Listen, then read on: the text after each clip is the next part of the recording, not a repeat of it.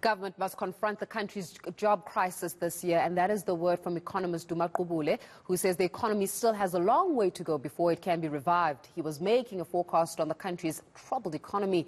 Listen to some of his expectations. I think we're expecting a very bleak scenario for the economy. So you must remember that before the pandemic, for about a decade, between 2009 and 2019, we had a lost decade when the economy did not grow in per capita terms. The economy collapsed in 2020 by 6.4%, and then there was a technical rebound last year. But the economy at the end of 2020, in December, was still lower than it was in 1919. So every single forecast, including by the government itself, is that the economy will revert to its pre-pandemic trend of low GDP growth. Now, let us remember that currently the unemployment rate for young people, youth, is 77.4%. For Africans, it's 51.1%. For African females, it's 55.6%. In Limpopo and the Eastern Cape, it's 54.5%. In the Northwest, it's 52.2%. And so we have a huge unemployment crisis.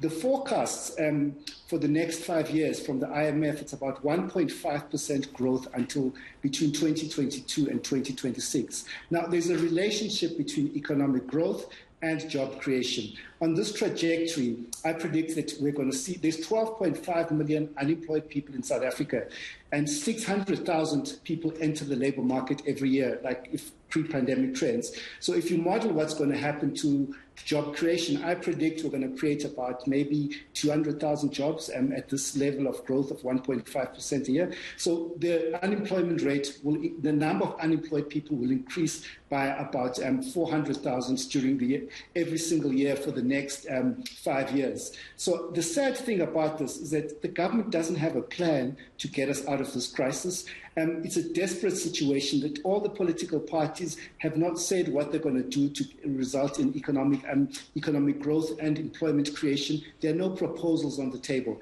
The labor unions are very COSATU is quiet. They're not saying anything. It's actually, and the business is just mounting. They're just repeating slogans that they know will not create jobs. I think in 2022 we have to confront this job crisis, and all stakeholders in the economy must decide we can't continue like this. This national unemployment crisis is a disgrace for all of us. It's a shame, So I just think that what I would like to see is everybody get together, all the stakeholders, all the political parties, all the labor, business, to stop the sloganeering and say, what can we do to get this economy growing again?